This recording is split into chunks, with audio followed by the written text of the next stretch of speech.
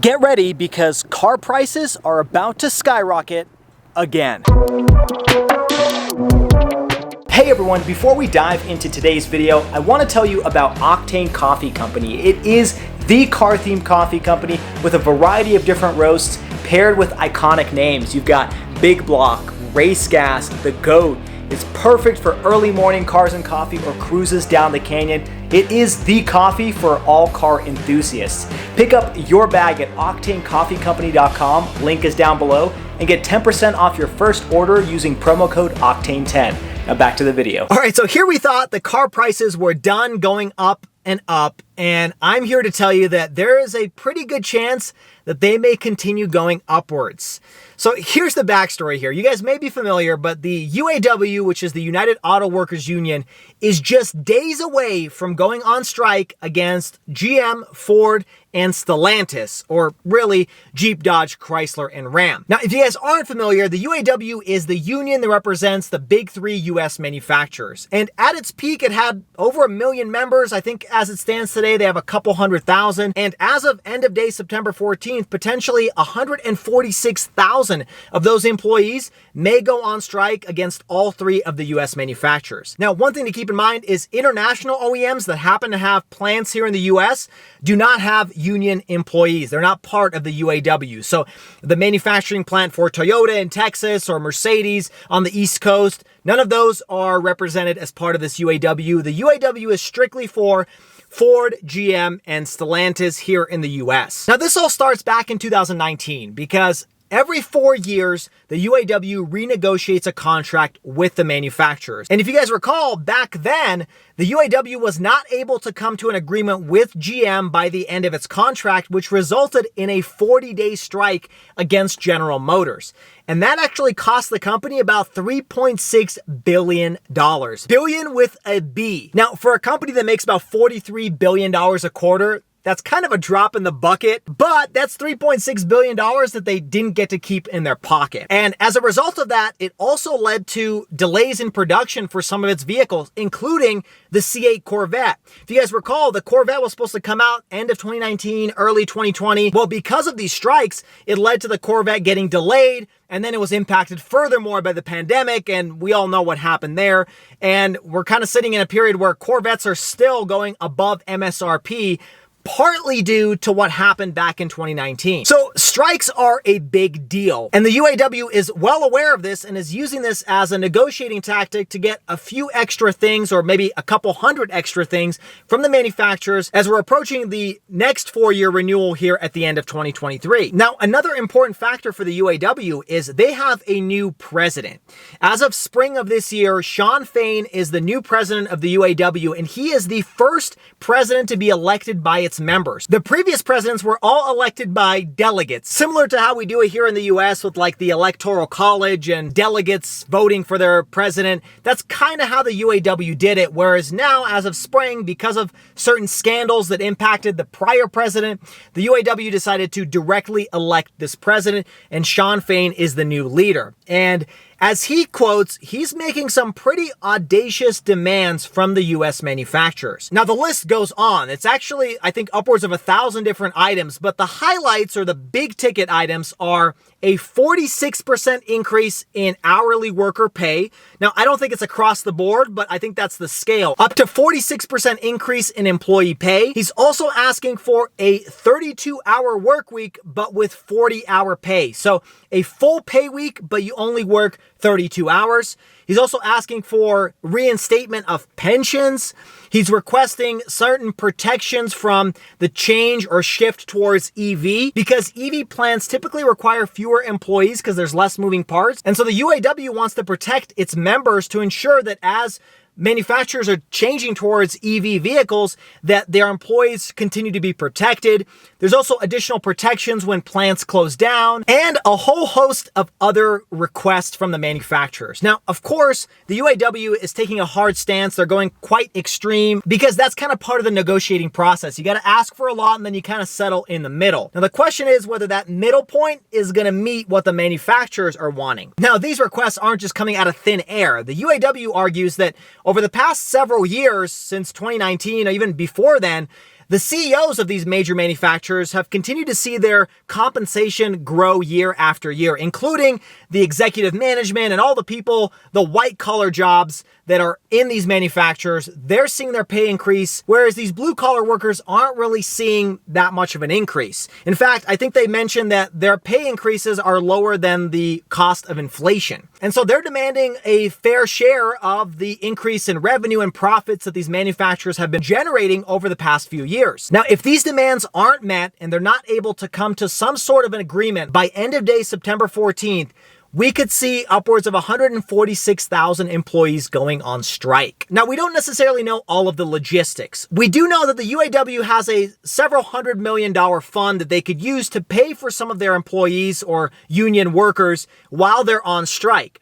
Now, if they took all 146,000 employees on strike and paid them the $500 weekly paycheck that the UAW pays its striked employees, then that fund would last a little bit less than 3 months, somewhere around 11 weeks. However, if we're seeing only one big manufacturer get impacted, or if we're only seeing a couple thousand employees from each manufacturer that will still impact the assembly line overall, then that means that the strike can go a lot longer than just the 11 weeks that the fund can pay for its employees. So we're kind of at a crossroads here where we don't know which way it's gonna go. Ford has presented some sort of proposal where they said that they would increase labor pay by 9% and a one-time bonus that would ultimately result in a 15% pay bump. But the UAW president essentially laughed in their face, and I believe he threw the contract from Ford into the trash, or maybe that was Stellantis's proposal. But in either case, neither proposal has been accepted. As of September 11th, 2023, there have been no proposals accepted by the UAW from either of the three manufacturers. So what is the ultimate impact of these potential strikes? Well,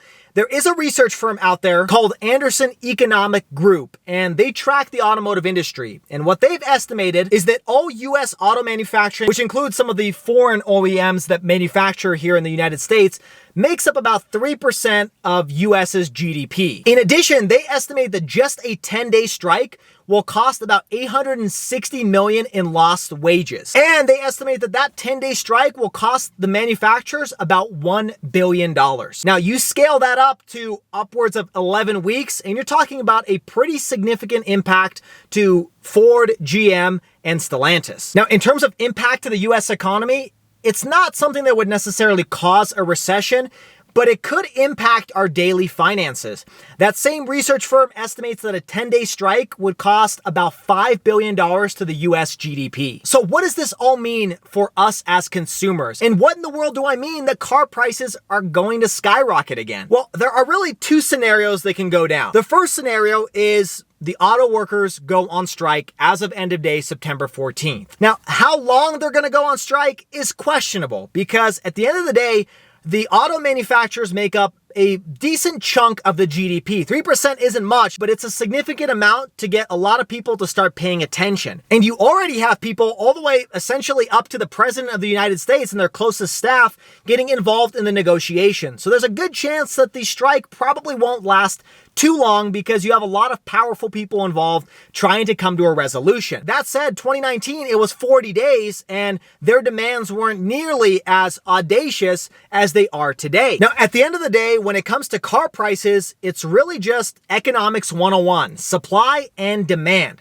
Now, you're going to have a pretty steady amount of demand. Even though things will fluctuate, people will start maybe buying fewer cars because their student loan payments are going to start kicking in at the end of this month, or, they're getting a little bit more skeptical about the economy. So demand may slowly go down just a little bit, but at the end of the day, people are still buying cars like crazy. There are still markups for some vehicles, and even though some more common vehicle prices are starting to come down, the most hot ticket items like Corvettes, like pickup trucks, those vehicles don't tend to see much cuts in MSRP because there's still quite a bit of demand. So if your demand is staying pretty flat, maybe slightly dipping in the next 12 months, but your supply overnight goes down essentially to zero, you're gonna have an increase in prices. If manufacturing shuts down as of September 15th, there's going to be no new vehicles being produced by those three manufacturers. And that means your already somewhat low supply is going to go down even lower, meaning there's fewer inventory that the same amount of people are trying to purchase.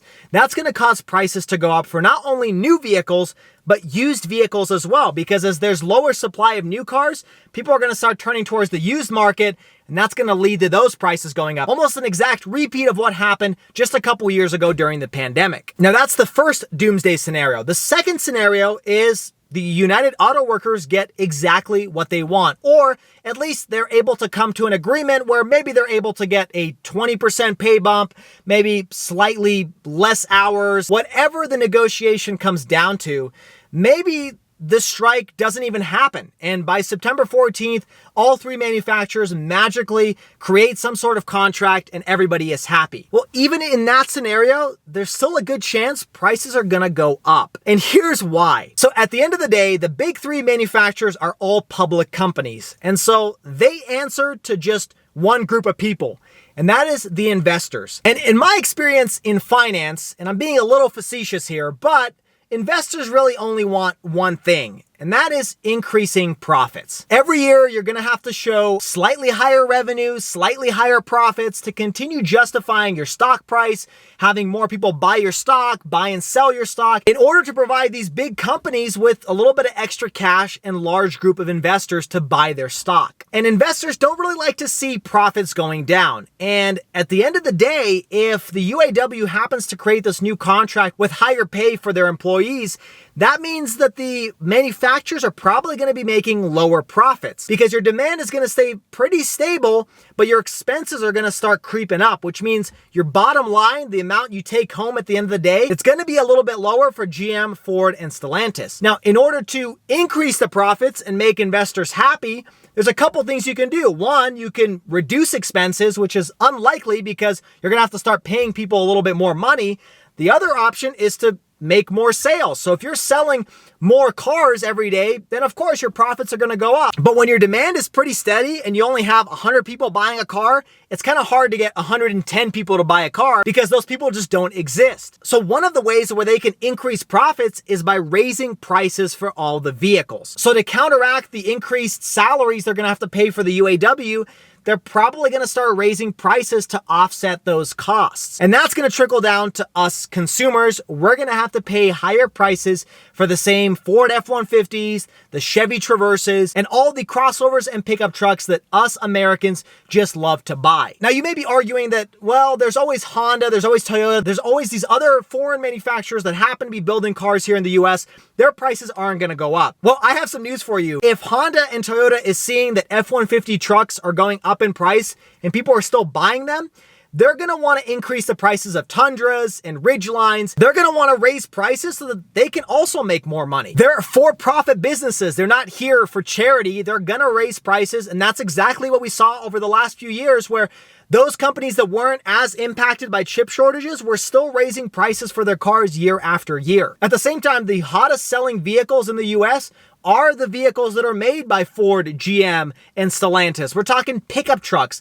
The F-150 is the best-selling vehicle here in the United States, and those prices are going to creep up, which impacts you and me as consumers. Now, I'm not here by any means to argue what's right and wrong. I'm not telling you that the UAW is wrong here for their requests. I'm not here to argue that GM is wrong here for not wanting to increase pay. I am simply just stating the facts as is and letting you make an informed decision of what's going on and how that's going to impact us as car buyers. And it really sucks because just as we were coming out of the pandemic and supply shortages and issues were being worked out, car prices seemed like they were starting to stabilize or come down. Then at the same time, you had interest rates skyrocket. And so for the same car that we could have paid $500 a month for, we're now paying $700 a month for. And now fast forward to September, there's a chance that it could go up again, possibly even more so than what we saw during the pandemic because interest rates were a lot lower back then. Now, there is one scenario I could see where car prices go down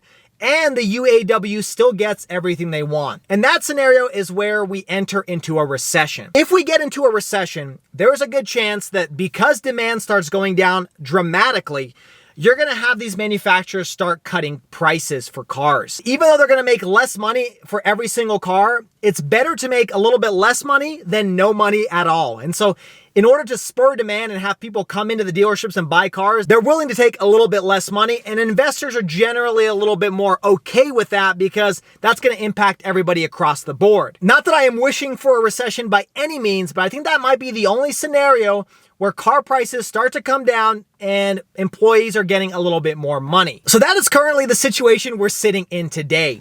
It's kind of a tricky spot because you're damned if you do, you're damned if you're not. And at the end of the day, we're probably going to have to pay higher prices for some of the most popular cars that we love here in the United States. What are your thoughts on the car price situation? Do you think the UAW is going to go on strike? And how do you think that's going to impact car prices here in the United States? Or do you have a more optimistic view of the situation and you believe that everybody is going to get an increase in price and we're also going to have a decline in car prices? Let me know your thoughts down in the comments below. Also, if you guys enjoyed today's video, hit that like button and subscribe to the channel for all of the weekly car videos, everything from discussions like this to car reviews. Also, check me out on all the social media at Shwazy_. Until next time, everybody, I hope you stay Shwazy, stay healthy, have a wonderful day.